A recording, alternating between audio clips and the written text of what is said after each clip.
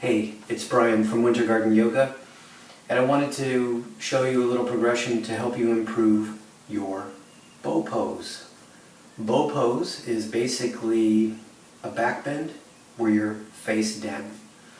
So before you start practicing this progression, please get clearance from your doctor, get clearance from your chiropractor, and make sure that you're good to go because it involves the spine, the neck, the spine itself, and the low back.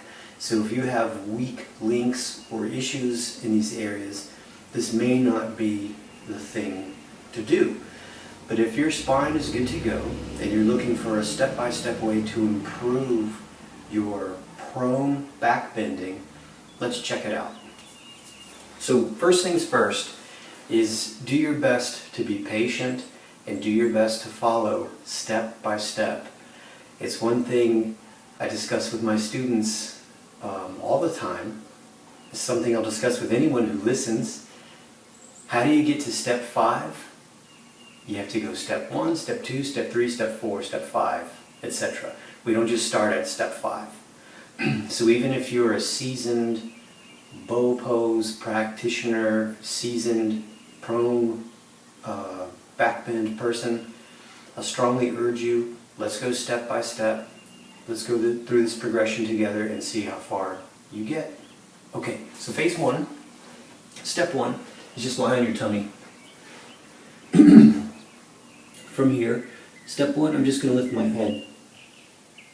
So peel your skull up off the ground. I'm not using my arms or my legs. I'm trying to use my back muscles to get my skull off the ground. Now, a couple things to look for. If you're feeling a lot of compression in your low back, try to push your chest out forward so that way you get more extension through your rib cage. Push your ribs forward to help extend the rib cage, and that helps to get the extension through the entire spine instead of building up in one spot. Okay? Step 1. Lift your head up off the ground. Be sure you can hold comfortably for 5 or 6 slow, controlled, deep breaths. And make sure you feel the extension spread through the entire spine, not compressive in the low back. Now step 2, we try to take the hands off the ground.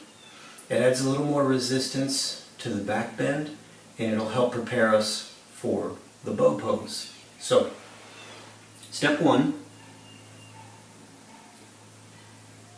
peel your skull off the ground. Make sure you're spreading that extension through your entire spine. Step 2, just bring your hands up off the ground. They're floating off the ground. I'm trying to squeeze my shoulder blades together a little bit, keep my shoulders down. It may help to contract your glutes just a tiny little bit, 20%. Try to tuck your pelvis under a little bit. You may find this happening just sort of reflexively to keep you stable, and that's also fine. Just here, again, 5 or 6 easy, controlled, deep breaths, and come down. Now step 3 is a little more challenging. It's going to be the legs. For step 3, we just lie flat on the ground.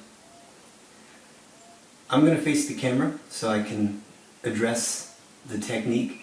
But you, if you can, just put your face down. Maybe make a triangle with your hand. Rest your forehead in that little triangle. Bend your knees about 90 degrees. Bend your ankles about 90 degrees. And from here, we're trying to put our footprints on the ceiling. So I'm using my glutes to help extend my femur bone to get my feet up toward the ceiling. My knees are about maybe an inch off the ground. They're not moving a whole lot. But again, you're trying to keep your pelvis tucked in a posterior pelvic tilt so that you use your glute muscles to extend your femur bones. The posterior pelvic tilt is when you tuck your tailbone under. So the third step, rest your forehead in that little diamond you made with your hands. Bend your knees about 90 degrees, and then just try to put footprints up on the ceiling.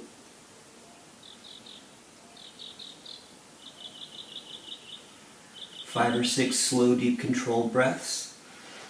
Then we move on to step 4.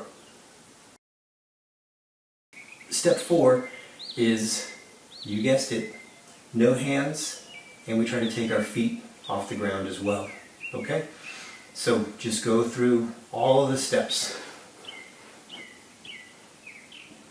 Step 1, peel your skull off the ground. Step 2, no hands. Step 3, try to put your footprint on the ceiling, and that leads us to step 4. So in a way it looks like you're skydiving maybe, a free fall skydive. Make sure you're spreading that extension through your entire spine. Make sure that you're tucking your pelvis under. This should feel like it's strengthening the entire back part of your body and not just compressing your low back. Be very, very conscious of that. Take a step or 2 back if you need to. It's a progression, but it can move both ways. You can progress or regress. So make sure you're feeling that extension through your entire spine instead of the compression just in your low back. Okay? Final step coming up. Okay, so here we have it. Bow pose. Let's go through. This time we're gonna grab the ankle bones. I'll talk us through it as we go, and we'll see if we can achieve a full bow pose. Go through all the steps. Step 1. Lift your skull. Make sure that the extension is spreading through your entire spine. You shouldn't feel 100% compression here. Maybe 1 or 2% because that's normal, because you're bracing here, but the extension should be going through your whole spine. 2, no hands. 3, bend your knees, lift your hips, and that gets us to 4, where we're skydiving. 5, reach back, grab on your ankle bones. And here's the pose. Now I'm going to continue to try to put my footprints on the ceiling and try to push my ribs out in front of me. One way to test the strength of your bow pose is to let everything go. If you let go and it collapses, you might need to take a few steps back and make sure everything is set up and strong.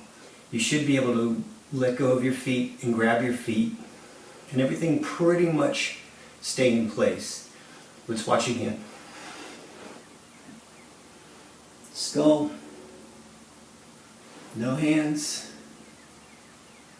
skydiving, grab the ankles,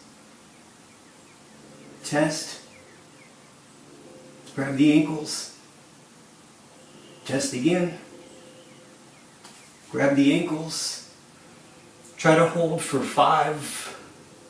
You can hear it in my voice, this is tough. Try to hold it for 5 slow, deep breaths. Gently come out of it. Gently rest your forehead. And there you have it. A really good progression, in my opinion, a really good progression on how to develop strength and mobility in your prone bridges. Give that a try.